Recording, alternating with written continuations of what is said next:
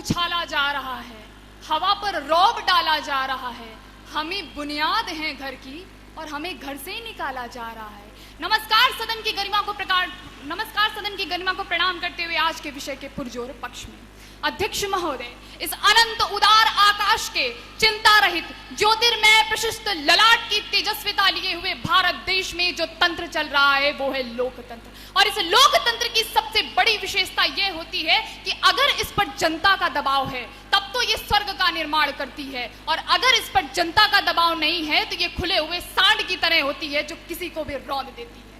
दुनिया के सबसे बड़े और बेहतरीन संविधानों की सूची में महत्वपूर्ण स्थान रखने वाला भारत का संविधान सभी को समानता और समाज में अपने धर्मों को अपनाने की पूरी आजादी देता है, लेकिन उसी समाज में बनने वाली व्यवस्थाओं और कानूनों में समय समय पर परिवर्तन होते रहना बहुत जरूरी होता है। अध्यक्ष महोदय, हम इतिहास से सबक सीखते हैं और आगे की ओर बढ़ते हैं।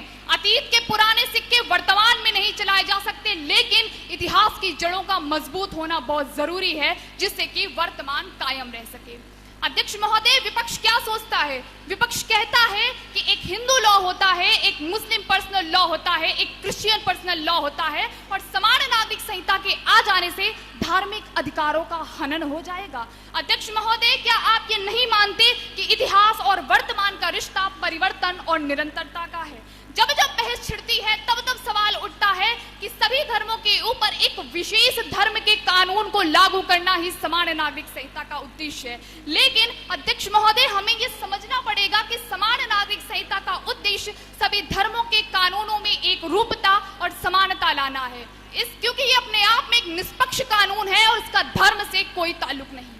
अगर बारीकी से अध्ययन करेंगे तो एक चीज पता चलती है कि समय के चक्र में अगर ना के बराबर कुछ बदला है तो वो है महिलाओं की स्थिति। बचपन से लेकर जवानी तक लड़की के साथ होने वाले हर एक मजाक में विवाह की गूंज मौजूद होती है। अगर आपकी बहू छत पर खड़ी है तो इसका सीधा सा मतलब है कि घर का मान सम्मान छत पर खड़ा है। अगर आपकी बेटी घर के बाहर किसी व्यक्ति से बात करती है तो सीधा सा मतलब है कि घर का मान सम्मान बाहर बात कर रहा है। लेकिन अध्यक्ष महोदय, जब वही स्त्री घर पर प्रताड़ित होती है तब आपको इस चलते फिरते मान सम्मान की फिक्र क्यों नहीं होती? जब यही चलता फिरता मान सम्मान बराबरी की बात करता है, जब यही चलता फिरता मान सम्मान न्यायालय की अदालतों के आगे आंचल फैलाए हुए न्याय की मांग करता है, तब आप न्याय देने की बजाय अपने पैर पीछे की ओर क्यों घसीटने लगते हैं? केरल में हुई मुस्लिम महिला कॉन्फ्रेंस में 90% महिलाओं ने और वहीं के सायरो मालाबार चर्च ने समान नागरिक संहिता का पक्ष लेते हुए इसे देश की अखंडता का कवच माना है।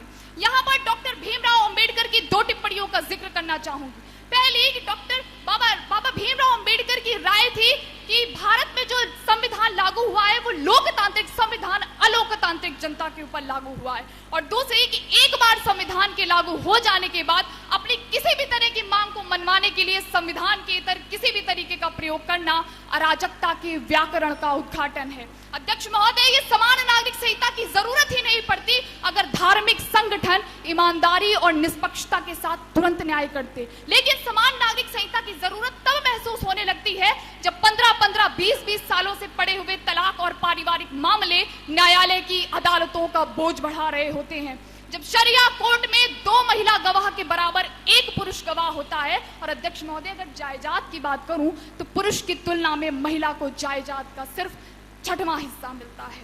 अध्यक्ष महोदय, हम इस देश के नागरिक हैं, छाती ठोक कर अपना हक लेते हैं। अगर यातायात को सुगम बनाने की बात की जाए तो एक राष्ट्र एक कार्ड का कोई विरोध नहीं करता। बढ़ते हुए आपराधिक मामलों को रोकने के लिए भारतीय दंड संहिता जब धर्म, जाति, संप्रदाय से ऊपर उठकर समान रूप से न्याय करती है तब किसी को कोई आपत्ति नहीं होती। लेकिन जब समान नागरिक संहिता और एक राष्ट्र एक कानून की बात आती है तब जाने क्यों विपक्ष का खून कलकलाने लगता है। अध्यक्ष महोदय, विपक्ष तर्कों वितर्कों के चाहे जितनी इच्छाधारी पेश कर दे, सवालों जवाबों का चाहे जितना अनुलोम विलोम कर ले, लेकिन सफर जब किसी मुकाम पर पहुंचता है तो कटघरे में शुरुआत का समय ही होता है। आज से 300 साल पहले तक ईसाई धर्म में तलाक की व्यवस्था नहीं थी, लेकिन आज है। बहुपत्नी प्रथा से एक पत्नी व्रत का सफर हिंदू समाज ने तय किया है। इसलिए अध्यक्ष महोदय, निष्कर्ष निकालते हुए यही कहना चाहूंगी कि परिवर्तन ही प्रकृति का नियम है।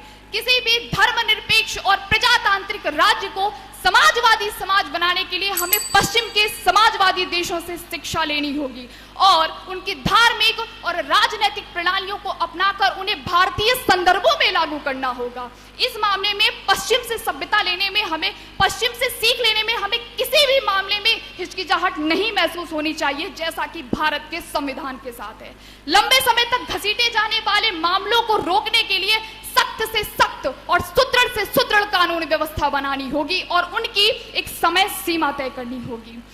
इस प्रकार हम देश को एक मजबूत कानून व्यवस्था दे पाएंगे और भारतीय दंड संहिता देश हित में 100% लाभकारी सिद्ध होगी। अंत में यही कहूंगी कि उठो चलो बढ़े चलो, राष्ट्र है पुकारता, भेदभाव बढ़ रहे हैं चाहिए समानता, राष्ट्र है पुकारता चाहिए समानता। धन्यवाद।